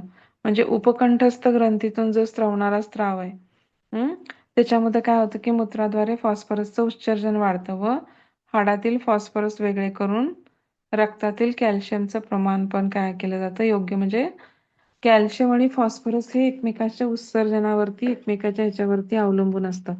मग मूत्राद्वारे समजा फॉस्फरसचं उत्सर्जन वाढलं तर हाडातील फॉस्फरस वेगळे करून उत्सर्जित करून रक्तातील कॅल्शियमचं प्रमाण काय होतं? योग्य. म्हणजे रक्तातील कॅल्शियमचं प्रमाण योग्य राखण्यासाठी रक्तातील फॉस्फरसचं उत्सर्जन वाढवलं जातं. हे लक्षात ठेवा तुम्ही. असं व्हाईस वर्सा पण होऊ शकतं. आणि पॅराथायरॉइड जी ग्रंथी आहे तिचं कंठस्थ ग्रंथी पॅराथायरॉइड तर तिच्यावरती पण तिचं क्रियावरती नियंत्रण ठेवण्याचं काम पण कोण करतं? जीवनसत्व D करतं. आता दैनिक आवश्यकता किती आहे? तर प्रौढ पुरुषांमध्ये किंवा स्त्रियांमध्ये किती आवश्यकता असते? 5 मायक्रोग्रॅम इतकी डेली दैनिक आवश्यकता आहे आपली. रोज आपल्याला 5 मायक्रोग्रॅम इतकं जीवनसत्व D घ्यावं लागतं. नंतर थोडक्यात म्हणजे आंतरराष्ट्रीय युनिटनुसार 200 इंटरनॅशनल युनिट प्रौढ स्त्रिया आणि प्रौढ पुरुषांमध्ये. गरोदर स्त्री आणि स्तनदा मातांमध्ये किती असतं तर 10 मायक्रोग्रॅम इतकी जीवनसत्व ड ची आवश्यकता असते आणि मुलांमध्ये पण 10 मायक्रोग्रॅम असते आणि वृद्ध लोकांमध्ये 5 म्हणजे जेवढे पुरुष स्त्री आणि पुरुषांमध्ये आहे तेवढीच 5 मायक्रोग्रॅम इतकी आवश्यकता असते. आता याच्यामध्ये कुणाला काय अडचण आहे का तुम्हाला? नाही मॅडम. नाही नाही मॅडम. ना? हं. हा, मग आपण राहिलेलं आता पुढचं जे काही प्राप्तीची साधनं किंवा कशा कशामध्ये किती 100 ग्रॅम मध्ये किती आहे ते उद्याच्या तासाला बघू. हम्म. मॅडम अजून एक विचारायचं होतं. हं. विटॅमिन D2 तुम्ही काय म्हणलात, आर्गेस्टेरॉल आणि हा, त्यालाच कॅल्सिफेरॉल पण, असं दोन्ही नाव आहेत का? नाही ना, ऑर्केस्ट्रॉल नाही नाही, एकच मिनिट हा. त्यालाच विटॅमिन डी कॅल्सिफेरॉल पण म्हणतात, बरोबर आहे. हे वनस्पतीत जेव्हा आढळतं ना तेव्हा त्याला ऑर्केस्ट्रॉल म्हणतात आणि वनस्पतीत जेव्हा आढळते. ते शरीरामध्ये सूर्यप्रकाशाची किरणं जेव्हा आपल्या त्वचेवरती पडतात हम्म. तर तेव्हा ते D2 तयार होतात, तेव्हा त्याला आपण कॅल्सिफेरॉल म्हणतो. आलं का लक्षात? हम्म. वनस्पतीमध्ये ते ऑर्गेस्टेरॉल म्हणून म्हणतात आणि जेव्हा हम्म. आपल्या त्वचेच्या खाली तयार होतं तेव्हा त्याला कॅल्सिफेरॉल म्हणतात. हम्म. आलं का मॅडम लक्षात? आता ह्या बऱ्याचशा ज्या विटॅमिन डी च्या गोळ्या आहेत हा. ते कॅल्सिफेरॉल असं लिहिलेलं असतंय, हम्म. D3 पण लिहिलेलं असतं काहीतरी असं. असं हो, त्यातच. दोन्ही असतं. दोन्ही असतं, D2 आणि D3 दोन्ही असतं. हम्म. D1 कधी कधी तर कॉम्बिनेशन मध्ये पण असतात D1 D2 आणि D3च्या. विटॅमिन D3 हम्म. मध्ये पण बऱ्यापैकी कॉम्बिनेशन असतात. हे कॅल्सिफेरॉल कोलिकॅल्सिफेरॉल प्लस हे पण असतं, D3 मधले पण कंटेंट असतात. म्हणजे ऍक्च्युली हे D3 आपण जे म्हणजे सूर्यामध्ये आपण आता अलीकडे आपलं सूर्यामध्ये फिरणं कमी झालंय त्याच्यामुळे आपल्याला एकतर ऍक्च्युली जर हे त्वचेच्या खाली पण तयार होतं, जर आपण उन्हामध्ये बसलो तर आपल्या जे काही त्वचेमध्ये जे आतल्या जे आहे तर त्याच्यामध्ये सूर्याची जर अतिनील किरण आपल्या त्वचेमध्ये पडली तर त्याच्यामध्ये फॅटमध्ये काय होतं की चरबीच्या थरामध्ये हे विटॅमिन D3 तयार होतं. नाही जर शक्य असेल तर आपल्याला विटॅमिन D3च्या गोळ्या पण मिळतात, ज्या आपण दुधाबरोबर किंवा थोडस त्या गोळ्या खाल्यानंतर आपण तुपाचा 1 चमचा मॅडम किंवा आता ते तूप. सूर्यप्रकाशाचं जे आहे ना ते कोवळ्या उन्हातच हं, आहे ना, म्हणजे असं कोवळ्या आता उन्हातच. जो नंतरच जे नाही नाही, बाहेर तीव्रता वाढली बाकीच्या तर उन्हात मग. बघतच सनबर्न होईल तुम्हाला, हा. सकाळच्या कोवळ्या उन्हात किंवा संध्याकाळच्या 4 नंतरच्या उन्हात. अच्छा अच्छा. सकाळचं अगदी कोवळं ऊन 7:30-8 पर्यंतच, ते पण आणि उन्हाळ्यात तर 7 वाजेपर्यंतच आणि आणि त्याच्यामध्ये आपल्याला हिवाळ्यात आणि उघडी त्वचा पाहिजे ना, म्हणजे त्याला, उघडी त्वचा पाहिजे तरच ते किरणांचा उपयोग होईल. म्हणजे आपले हं? कपडे आपण जर आता तर घालून अलीकडे बसलो. सनस्क्रीन वगैरे वापरतात खूप जण, त्याच्यामुळे तर मग ते अजूनच तयार व्हायला प्रॉब्लेम. पण सकाळच्या कोवळ्या उन्हामध्ये एक 10-15 मिनिटं का होईना आपण वॉक, म्हणजे म्हणून आपण वॉकिंग करताना सकाळी कोवळी ऊन आपल्या अंगावर पडतात किंवा सकाळी एक 10 मिनिटं की आपण गॅलरीमध्ये बसू शकतो. आणि दुसरं विटॅमिन डीचा सगळ्यात मोठा उपयोग म्हणजे डिप्रेशन कमी करतं ते. डिप्रेशन किंवा सायकोलॉजिकल गोष्टींपासून, सायकोलॉजिकल प्रॉब्लेम पासून पण दूर ठेवायला मदत करतं. ह्याच्यामध्ये खूप मोठ्या गोष्टी प्रमाणामध्ये त्याच्याने विटॅमिन डी ने आपल्याला फायदा होतो. त्यामुळं शक्यतो विटॅमिन डी ची डेफिशियन्सी होऊ देत नाहीत किंवा ज्यांना हायपोथायरॉइडिझम आहे त्यांना आपण बऱ्याच जणांना विटॅमिन डी च्या गोळ्या घ्यायला सांगतो. विटॅमिन D3 बऱ्याच जणांना आपण अलीकडे B12 आणि विटॅमिन D3 ची डेफिशियन्सी सगळ्यात जास्त प्रमाणामध्ये आढळून येते. ते मॅडम असं म्हणलं की जे सूर्यप्रकाश आहे सकाळी जे आपण थांबतो, तर ते हम्म. जर आपल्या बॉडीमध्ये, तर दुसरे पण जे विटॅमिन्स आहेत B12 वगैरे, आपलं बी हम्म. बी ते पण म्हणजे मिळायला जरा काहीतरी सोपं जातं का? म्हणजे ते विटॅमिन D3 ऍब्सॉर्बशनला मदत सोपं करतं. जातं का? म्हणजे ऍब्सॉर्बशन सोपं किंवा. जातं म्हणण्यापेक्षा विटॅमिन D3 चे म्हणजे एन्झाईम्स, विटॅमिन D3 जे आहे ते बाकीच्या गोष्टींना पण मदत करतं. कारण आपलं जे काही तयार होतात गोष्टी शरीरामध्ये, जे एन्झाईम्स किंवा केमिकल, प्रत्येक विटॅमिन काय करतं एकमेकावरती अवलंबून असतात, एकमेकावरती डिपेंडंट असतात. बऱ्याच गोष्टीच्या हम्म. रिॲक्शन्स, ऍब्झॉर्प्शन सगळ्या एकमेकावरती अवलंबून असतात. आपण हे फक्त वरचा वरचा भाग बघतो. आतमध्ये लाखो बायोकेमिस्ट्री म्हणून एक वेगळा सब्जेक्ट असतो. तर त्याच्यामध्ये हे सगळे एन्झाईम्स, कुठले एन्झाईम्स तयार होतात, ते एन्झाईम्स काय करतात, मग ते विटॅमिन्स त्या एन्झाईम्सला कशा मदत करतात, मग एका विटॅमिनची डेफिशियन्सी तर दुसऱ्या विटॅमिनचा अभाव कसा होऊ शकतो, त्या दुसऱ्या विटॅमिनच्या ऍब्झॉर्प्शनला कसा प्रॉब्लेम येऊ शकतो, ह्या सगळ्या गोष्टी असतात. विटॅमिन D3 हे त्यामुळे बऱ्याच गोष्टींना मदत करतं. म्हणजे इव्हन जे स्वतः तर तयार केलं तर बोनला, हाडांना मदत करतच. पण बोन मॅरोमध्ये ह्या प्लेटलेट्स, तुमच्या WBC ह्या सगळ्या बोन मॅरोमध्ये तयार होतात. जर तुमची हाडं ठिसूळ झाली किंवा तुमची जर तर ह्या ह्या बोन मॅरोमध्ये तयार होणाऱ्या ह्या गोष्टींना पण अडथळा निर्माण होतो आणि बाकीच्या गोष्टींना पण त्याचा अडचण येतो. पण प्रामुख्याने जीवनसत्व ड च्या विकृतीने मुख्यतः मूडदूस नावाचा आजार होतो किंवा आपण त्याला रिकेट्स म्हणतो. त्या रिकेट्समध्ये तुमचे इव्हन मनगटाचे असं फ्लेअरिंग होतं किंवा तुमच्या बरगड्या तुम्हाला असं पोट पुढं आलेलं असतं आणि छाती आत गेलेली असतात बरगड्या, असं असं दिसतं. आता तुम्ही बघताना उद्याच्या आपण लेक्चरमध्ये ते घेणार आहोत आणि त्याच्यामध्ये कशा कशाच्या डेफिशियन्सीजला प्रॉब्लेम येतो ते पण घेऊ द्या आपण त्याच्यामध्ये. हम्म चालेल. Okay okay madam. Menopause thank you नंतर पण मॅडम. स्त्रियांना मेनोपॉज नंतर पण स्त्रियांना व्हिटॅमिन D3 ची सगळ्यात जास्त आवश्यकता असते. कारण ह्याच्यामध्ये हळूहळू डिजनरेटिव्ह चेंजेस व्हायला लागतात. कारण इस्ट्रोजन तुमच्या हाडाच्या स्वास्थ्याला खूप मदत करतं. पण जेव्हा तुम्ही मेनोपॉज होतो तेव्हा इस्ट्रोजनचं प्रमाण कमी होतं. व्हिटॅमिन D3 ची पण डेफिशियन्सी व्हायला लागते अशा वेळेस. मग त्यावेळेस व्हिटॅमिन D आणि D3, D1, D2 दोन्ही तिन्ही लागतात.